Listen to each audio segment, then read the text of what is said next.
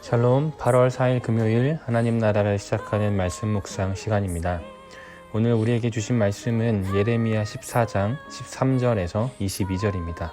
젊은 이누리 삼순 정원영 집사님께서 말씀을 봉독해 주시겠습니다. 하나님의 말씀을 경청하십시오. 이에 내가 말하되 슬프도소이다 주 여호와여 보시옵소서.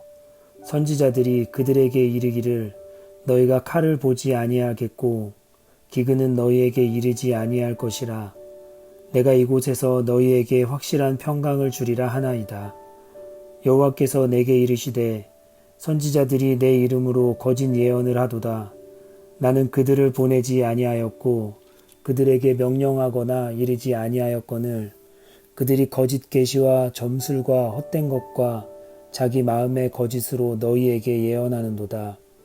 그러므로 내가 보내지 아니하였어도 내 이름으로 예언하여 이르기를 칼과 기근이 이 땅에 이르지 아니하리라 하는 선지자들에 대하여 여호와께서 이와 같이 말씀하셨노라. 그 선지자들은 칼과 기근에 멸망할 것이요 그들의 예언을 받은 백성은 기근과 칼로 말미암아 예루살렘 거리에 던짐을 당할 것인즉 그들을 장사할 자가 없을 것이요 그들의 아내와 아들과 딸이 그렇게 되리니 이는 내가 그들의 악을 그 위에 부음이니라. 너는 이 말로 그들에게 이르라.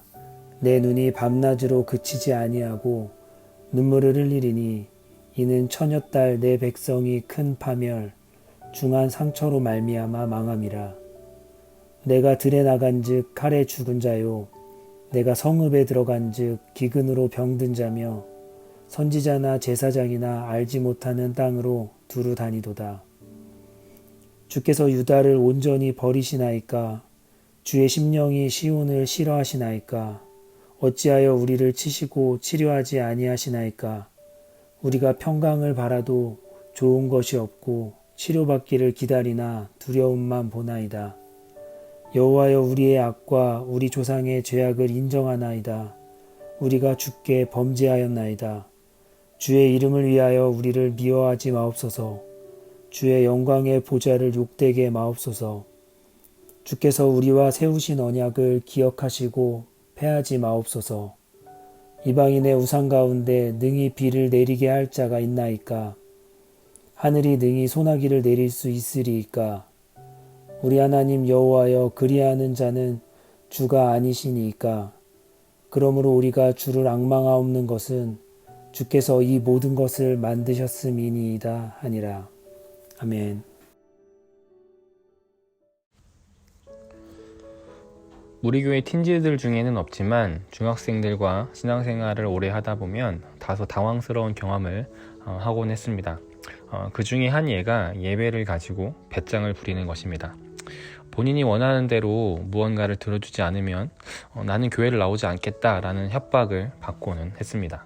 목사님, 저 대표기도 안 할 거예요. 대표기도 시키시면 저 앞으로 교회 안 나갈 겁니다. 이번 수련회 때 제 친구랑 같은 조 안 시켜주시면 저 수련회 안 갈 거예요. 간식으로 치킨 안 사주시면 저 수련회 안 갈 거예요.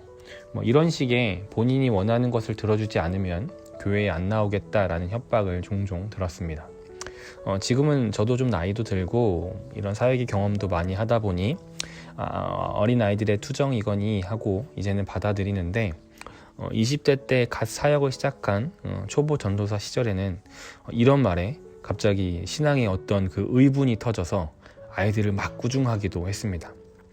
이 말이 아이들의 본심은 아니지만 이런 말을 듣다 보면 은연중에 우리 안에는 신앙에 대한 결정권이 우리에게 있다 생각하는 것 같습니다. 그 이유 중에 하나가 저는 내가 하나님을 믿는다라는 이 고백 때문이라고 생각합니다. 당신은 하나님을 믿습니까? 네, 제가 하나님을 믿습니다 라는 이 고백을 앞뒤 자르고 이렇게만 고백하고 또 질문하다 보니 어느 순간부터 우리 신앙의 주체가 나라고 받아들여지는 것 같습니다. 물론 그런 생각의 전제는 하나님은 언제나 우리를 받아들여 주시고 우리를 기다리고 계신다라고 하는 그 하나님의 전적인 사랑 때문입니다. 이것은 분명 사실입니다. 하나님은 언제나 우리를 받아주시고 우리를 무한히 사랑하십니다. 그 탕자를 기다린 그 탕부 하나님 아버지의 마음으로 우리를 언제나 기다려주고 계십니다. 그런데 어떤 상대의 마음을 가지고 그것을 가지고 이용해서 관계에서 우위를 점하려고 한다면 그것은 하나님이 아닌 사람 간에서도 사실 바람직한 태도는 아닙니다. 어떤 구원이라고 하는 어떤 천국을 가고 안 가고의 어떤 그런 장소적 개념, 어떤 물리적 개념이 아니라 관계적인 측면에서 하나님과의 나 사이를 구원으로 이해한다면, 만약 그게 사람 간의 관계였어도 상대방이 나를 향해 엄청난 사랑과 나만 바라봐주는 그런 사랑을 보여주는 사람에게 그 사랑과 그 마음을 이용해서 내가 관계에서 우위를 점하려 하고 관계에서 갑이 되려고 한다면 그거는 결코 좋은 모습이라고 할 수 없습니다. 사람 간의 관계에서도 그렇다면 당연히 하나님과의 관계에서도 마땅히 그것은 잘못된 신앙의 태도입니다. 그런데 어느 순간부터 우리가 그렇게 하나님을 대하고 있는 것은 아닐까라고 스스로 반성해 보입니다. 그렇게 우리는 늘 예배의 자리에서 우리를 애타게 기다리고 계시고 우리가 예배를 드리면 항상 기뻐받아 주실 것이라고 생각했었던 그 생각이 지난 최근의 3년을 통해 무참히 깨졌습니다. 우리는 예배를 선택할 수 없었고 예배의 자리를 회복하게 해달라고 정말 간절히 구했지만 3년이 넘는 시간 동안 사실 그 기도는 거절당했습니다. 최근에 코로나가 다시 조금 확산되고 있다는 소식이 들리고 교회 안에서도 코로나에 걸린 성도님들의 소식들을 간간히 접합니다. 그러면서 또 한 번의 두려움이 제 안에 찾아옵니다. 이러다가 또 다시 우리의 계획, 우리의 예배를 멈추게 되는 것은 아닐까라는 생각입니다. 한편으로는 이러한 그런 이 일들이 우리에게 주는 경각심은 예배에서, 신앙에서 진짜 갑이 누구인지를 우리에게 깨닫게 해준다는 것입니다. 하나님은 언제나 우리를 받아주시는 분이 아닙니다. 예배의 선택권은 내가 아니라 하나님께 있습니다. 하나님이 받아주셔야만 우리는 예배할 수 있습니다. 2주 전에 청년누리 그리고 틴즈누리 수련회가 처음으로 외부에서 2박 3일간 진행됐습니다. 너무나 은혜로웠고 너무나 감사했습니다.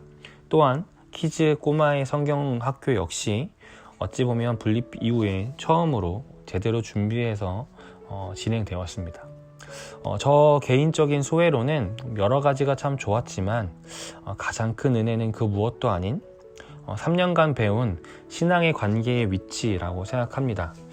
하나님께서 허락하셨기에 이 일들을 진행할 수 있었습니다.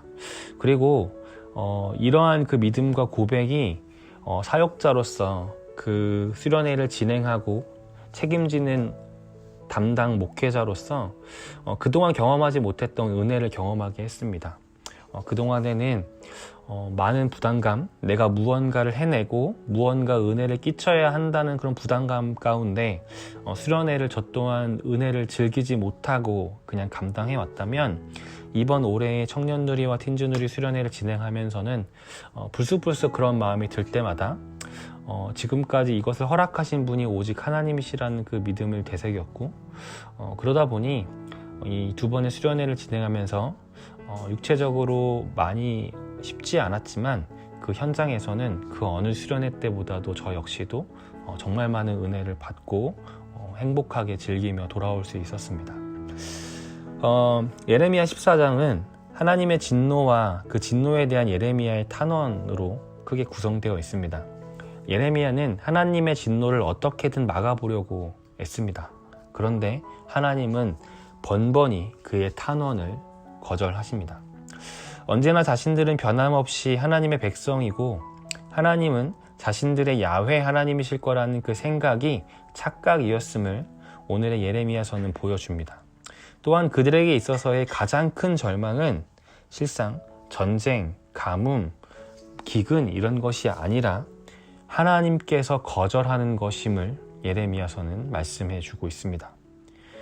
그리고 하나님은 이러한 나태하고 느슨해진 신앙을 갖고 있는 이스라엘 백성, 그 중에서도 특별히 예언자들을 향해 매우 엄하게 꾸짖으십니다. 언제나 자신들의 간구에 평화와 안녕으로 보답하실 거라는 그들의 거짓된 예언은 결국 예언자 자신을 포함하여 그 예언을 믿는 모두를 파멸로 이끌 것이라고 아주 단호하게 말씀하십니다. 영화 밀양에 보면 주인공 전도연 씨가 자신의 아들을 유괴, 살해한 자를 용서하고자 교도소로 찾아갑니다. 그런데 그 자리에서 그녀가 용서하기도 전에 그 유괴범은 자신이 이미 하나님께로부터 용서를 받았다고 말합니다. 그는 교도소 안에서 하나님을 만났고 눈물로 회개하며 하나님으로부터 용서를 받았기에 이제 평안하다. 당신의 용서 따위는 나에게 필요하지 않다라고 말합니다. 그런데 이것은 하나님의 용서와 평화에 대한 잘못된 이해입니다. 성경과 구약의 율법은 대가 없는 용서를 말하지 않습니다. 피해자를 향한 진심 어린 사과가 없는 용서를 말하지 않습니다. 평화를 뜻하는 히브리어 샬롬은 대가를 지불하다는 뜻의 샬람과 그 어원이 같습니다. 평화란 즉 분명한 대가를 지불해야만 얻을 수 있는 것입니다. 모세의 율법에서 속죄제와 속건제 그리고 그 제사를 드리는 규정은 반드시 그 죄의 대가를 지불하는 것의 의미를 담고 있으며 잘못된 피해자를 향한 진정한 용서 또한 담고 있습니다. 예레미야서에 나온 거짓 예언자들은 이런 의미에서 밀양의 그 유괴범과 비슷한 태도를 취하고 있습니다. 어떠한 대가도 지불하지 않은 채 자신의 안녕과 평안을 하나님께로부터 받았다는 착각을 하고 있습니다. 하나님을 대할 때 제대로 된 몸과 마음가짐을 하지 않아도 하나님은 우리와 언약하셨기에 언제나 우리를 받아주시고 우리가 제사를 드리면 그 제사를 마땅히 받으실 거라는 착각 속에 있었습니다. 그러나 하나님은 언제나 우리의 예배를 받아주셔야만 하는 것은 아닙니다. 예배의 주권은 내가 아니라 하나님께 있습니다. 언제나 내가 회개하면 내가 믿겠다고 말만 하면 용서해 주시고 받아주셔야 하는 것은 아닙니다. 이 모든 관계의 주권은 하나님께 있습니다. 사랑하는 우리 우신교회 성도님들, 이 사실을 기억하며 오늘 우리의 신앙의 몸과 마음을 다시금 다잡으면 좋겠습니다. 그리고 겸손히 엎드려 오늘 나의 삶에 주님의 자비와 은총을 구하고 내 삶에 동행해 주실 것을 함께 요청하시면 좋겠습니다. 함께 기도하시겠습니다. 거룩하신 하나님, 말씀을 통해 나의 믿음과 신앙의 주권이 내가 아닌 주님께 있음을 깨닫습니다. 주님 앞에 겸손하게 주님의 자비와 은혜를 구하며 오늘 각자의 삶에 동행하시기를 초청하기 원합니다. 주님, 오늘 우리 우신교회 성도들의 삶에 자비와 은혜를 허락하여 주시옵소서.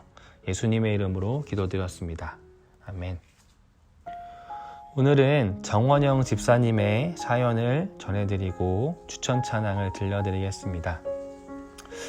요즘 저는 조금 정신없는 삶을 살고 있는 것 같습니다. 내가 뭘 하고 있지? 어디로 가고 있지? 앞으로 뭘 해야 하지? 하는 많은 고민들 속에, 걱정 속에 살다가 문득 뒤를 돌아보면 항상 주의 손이 나를 붙들고 계시고 나를 돌아보시고 계신다는 것을 깨닫게 됩니다. 오늘도 우리와 함께 하시며 우리 삶을 지키시는 주님의 손에 붙들린 삶이 되기를 소망하며 우신교회 성도님들과 함께 잔치 공동체의 주의 손이라는 찬양을 나누고 싶습니다. 네, 지금 추천해 주신 주의 손이란 찬양 함께 들으시며 더 깊은 묵상으로 나아가시겠습니다.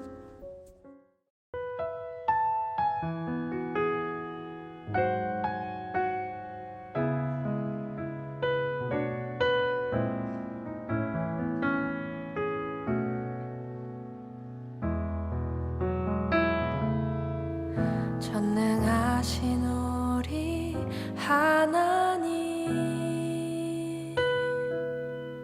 삶에 가득한 주님의 통치, 보호하시고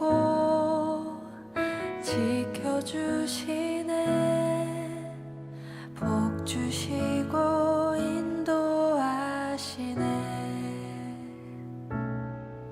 살아계신 우리 하나님, 삶에 가득한 주님의 임재,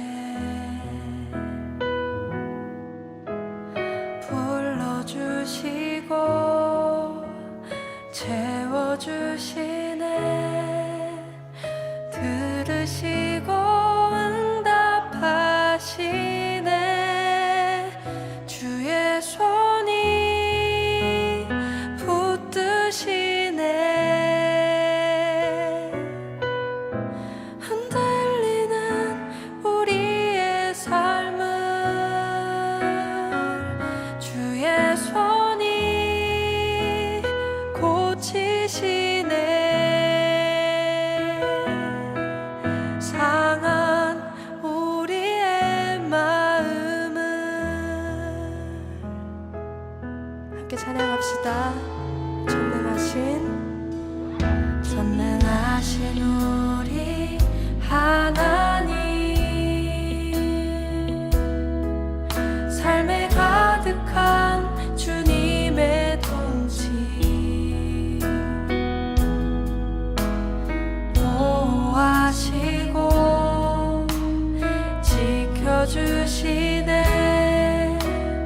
복 주시고 인도하시네. 살아계신 우리 하나님, 삶에 가득한 주님의 임재 불러주시고 채워주시네. 들으시고 응답하시네. 주의 손이 붙드시네. 흔들리는 우리의 삶을 주의 손이 고치시네. 상한 우리의 마음은 주의 손이 붙드시네.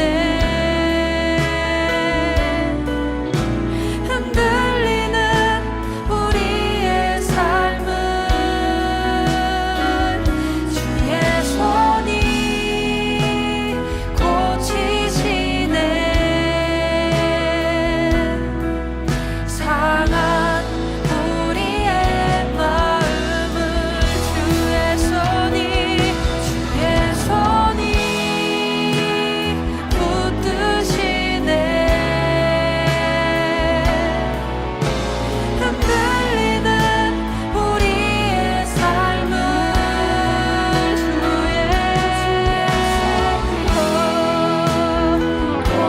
고치시네.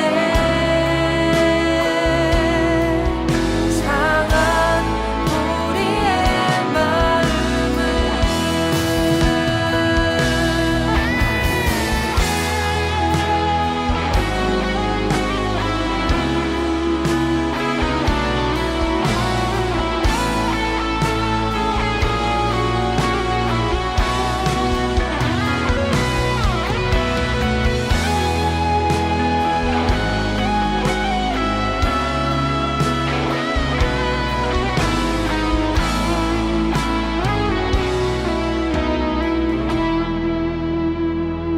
주의 손이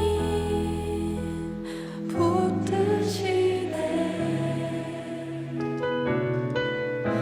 흔들리는 우리의 삶을 주의 손이 고치시네.